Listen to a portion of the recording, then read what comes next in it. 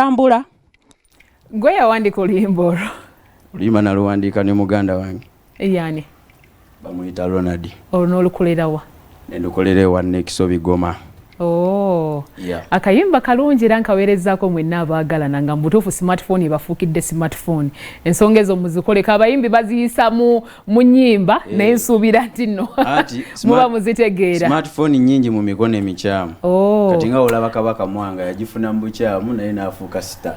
Abamu baserebu lwa smartphone, abamu bezuula lwa smartphone, n'abali singo lwa smartphone. Kubanga olw'ensonga agendagenda ku simu ya mukyala we, abenga ate omubanda yamusinze okunyirira ennyo n'amenka n'atayalika.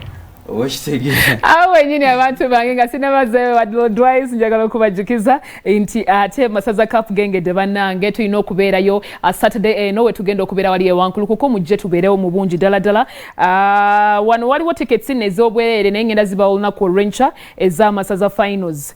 Aba NRM zino tickets zivudde mu office ya NRM National Chairman ya biteeseteese bino Bekyambogo, omukyala Namyalo, Hadija awamu ne kitata Ibrahim bebagabye tickets zino, so tugenda kuzigaba ne mu programs ezigenda okuddakawo zijja bagabira tickets naye tugenda ffe zigaba mu kiri kikya olunaku lwanca zivudde mu NRM office. Kati abazeetaaze mujja kubanga mukuba amasimu kwe mujja okuyita olunaku lwenca mwewangulire tickets zino ezibatwala mu masaza Cup Buddu ne Busiro ng'ate babbinka. Nawo wenyini nga mbajjewo mbajjukiza banafu aba B Clara abateekamu ensimbi buli yeetaaze ettaka eyeetaaze okutunda property ali naawe ayagala okubanga ogula byonna bagenda kubanga bakolako anything concerning property aba B Clara bokka bosaanidde okubanga weekwata ogenda kugenda awo ku Kampala Road woba otuuseewo Itawa ekyo ekizimbe bw'otuuka ku kizimbe ekyo level ya 5 aba B Clara bakoleko bulungi nnyo nnyini ddala. Ate bw'oba ovuddeyo eyo noonyako abasimba automotives abasimba be bokka bakakasibwa mu nsonga ez'okutuusaako boda ziyite boda UG Boss era nga be bazyasembolinga be baziteekateeka ebyuma byonna ebigendako nawe yeetaaze ekyuma nga kyava ku pikipiki yo osobola okubanga obanoonyako abasimba automotives ne bakolako beetaaga ebintu bisatu byokka gwe inofuna nanga muntu yo n'ogattako emitwalo 5 n'okwambuka ssente ezitandikibwako ate awo n'ogattako ebbaluwa okuva ewa LC1 bw'oba ogifunye batuukirire bali awo mu Ndeeba ku BMK House woba otuuseewo bakuwe entandikwa esinga okuba ensufu. Kale kkiriza eyo ate nga nkugjeeyo Lord Wise nkyamulina mu kizimbe. Bayimbi kyessaawa eno bewegomba okubanga okolako nabo? Abayimbi bennandyegombye okolako nabo abamu bakadde ngaani nate kigaana nga Irene Namubiru. Irene Namubiru mukadde nnyo ati kati nze mu kulaba regimu yaffe ndaba balinga abalitayali kuba siraba bwe batalwaga. Nate munaite kigaana okimanyi nti asobola okuwulira ano ng'omwogerako n'agamba omwana oyo kamuweeyo akayimba. Irene Namubiru kandabe Freddy Sebata kuba basajja bayimbanga music wa message singa owuliza music wange by the way nze nkubalwaga naye wa message owulira Snapchat delivery smartphone kwegamba bayimbanga music kati yaffe ennaku zino tuyimba babogamu ate ffe tuyimba za mwezi kwegamba tuli mu series ababogamu gobawukanye kati gwe notuwa message kati kano kaweddeko noteekako akapya by the way music waffe kati yakuba mwezi lwaki olowooza kiri bwe kityo lwansonga tetukyalina budde. Omwana agenda mu studio nakuba freestyle sijja boogera wajaga akasajja kabi osobola okwogerayo omuntu akitegeera mugambe wano mutegeeza omugayi gundi nedda simbu bisagala ntalo mu bakadde tuwaddeyo babiri bakadde kati mu bayimbi bawane abapya kale abaliko mweno generation namukwaya tanyimbira bubi Spice Diana Sheebah tanyimbira bubi kwegamba bw'oba akulondako omu ku babiri aliwo gwandyagadde osooka okukolako naye ndowooza yandibadde Sheebah. Sheebah mugamba anyumisa endonga soko mugamba akuyoka collaboration maama Sheebah kalungi si mububi wise man wandikiriza n'akunoonyaako namwayo ka collabo nampayo ka collabo si mububi mu bitiibwa osabye bulungi tokyeraliikirira abo tugatakate mu basajja ani awo omulala gweyinza okugamba nti akuya akayimba basajja nze kuva dda nali njagala Bafana lwakuba abantu tebakimanyi nti oyo guy ali talented. Bafana omulala nyimbira obulungi big size Bebe Kulu musajja ali talented ne Bebe Kulu olowooza bw'omutuukirira taswaka kuwa akayimba waye tomanya yali ki ekiganyo omutuukirira olaba tannawa mwana we Ebyo mwana ne tata birala. Tata yinza okuba yagala omwana yeeyimirire. Okitegeera nga tayagala omwana ajjire mu kitaawe. Nga kyagala omanyi omwana omuleka ne yeetengerera n'asooka n'abinozaako n'alaba. Big size oyo ayimba bulungi, musajja tayimba bubi. Era nze music we mwagala nze nga nze. Wali otute chance okunoonyako ku bantu bano bonna be twogeddeko? Abayimbi. Abayimbi bo tubafata.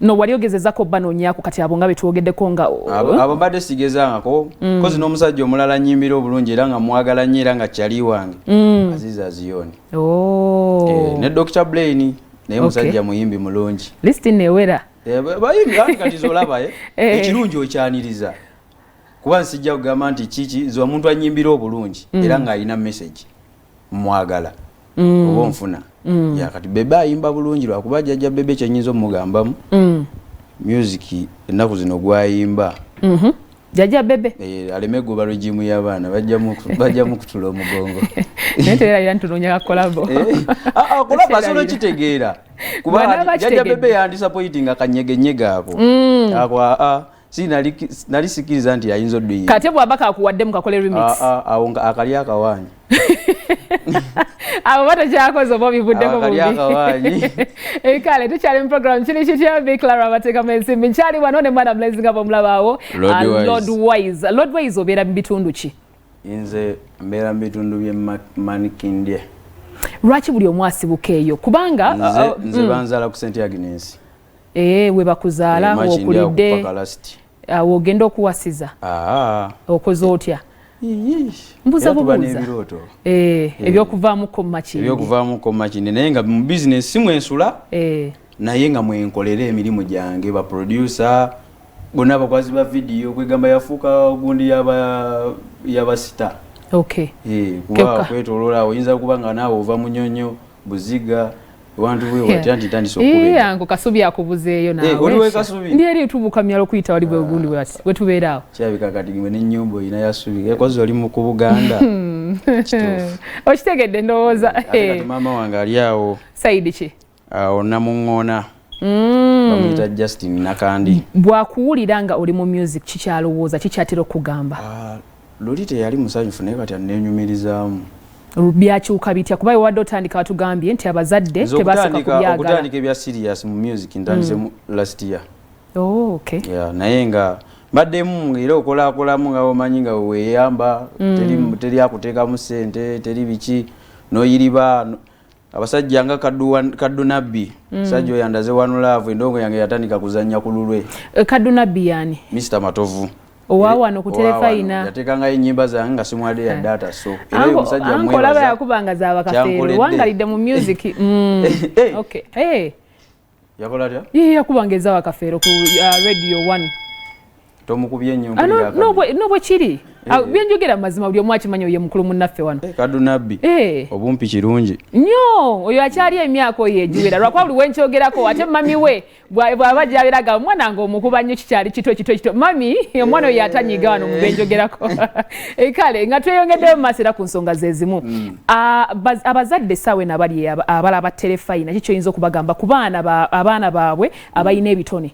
Abazadde kyenyinza obagamba omwana oba omulabyemu ekitone ye kyayagala tomulemesa kubanga n'omuteekamu ssente zo oba omalabya mu bulago so wakufeesinga nagamba nti muzeeyi kino ne kino muwulirize kyekyabazungu kye batusingako.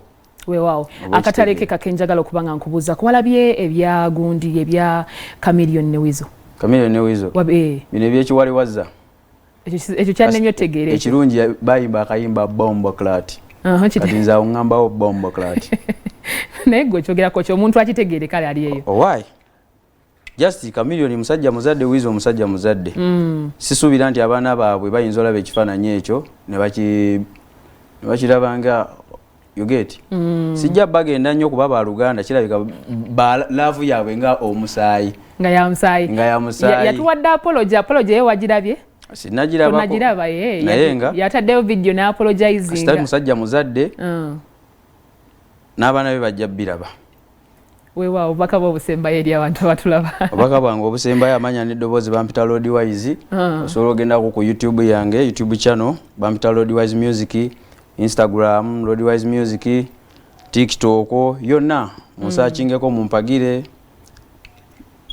pereza music omulungi mayi munnaye tulina basaba busabi mu bitiibwa bambi mumpagire nange mbasabule simbubi nkalakata okalakata kuba dansi onkubalaga kati waliwo akantu bulijjo ke neebuuza tusiba enviiri fe abakyala we tusiba enviiri osobola okusaamu obuntuntu bwoba osiimye bw'oyagala kakati gwe mu byonna bye wagenda n'otunulamu mu saluuni ebyaliyo walondayo buwanga walondayo obuntu bwe butyo linda katono nnyo kuba ndaba nja kukubira muntu aliye atulaba ekifaananyi oba wakamera osobola otusembereza katono nnyo ku nviiri z'omwami ono ogamba dizayini ezirimu buwanga bwe busingamu ndabako emitwe gy'abantu kwegamba lwaki kiri bwe kityo obwanga buno bulaba katonda we yali atutunda era n'owoogenda n'otunuulira enkima obanga ofudde obeera oti ate by the way kangambeyo abantu bagamba musimasa alako enviiri bayibuli kyeraga nti jjako enviiri zo nga katonda yakutonda nazo soko tubuulire lwaki gwe walonda buwanga anti munnaye buli muntu akola kimusanyusa kati nga naawe kati walaba abafa nga bagira nga walinga enkima naye nogaako bateeke mutwe anti kati wano nze yivayibu yange ate kati kowadde example ey'enkima otujjukiza oli ow'enkima maaliwa oli muveeko by the way nze no simba mweyana lwakuba abantu bakitonda bino bikolebwa byuma era byuma binyambadde just omuntu okola ekikuwa essanyu eno gundi yange image yange waliwo omulala aziina era olina okubeera ng'olina longa wise man nkweyambaleko nze nabatanze nga nyambala obuwanga ate nno kayinza okunyumira nze nabatanze nga nsula ndaba bagize okatya mwana gwendeka amatu akayimba akasembayo kyo kigayire wane kyolunaku olwale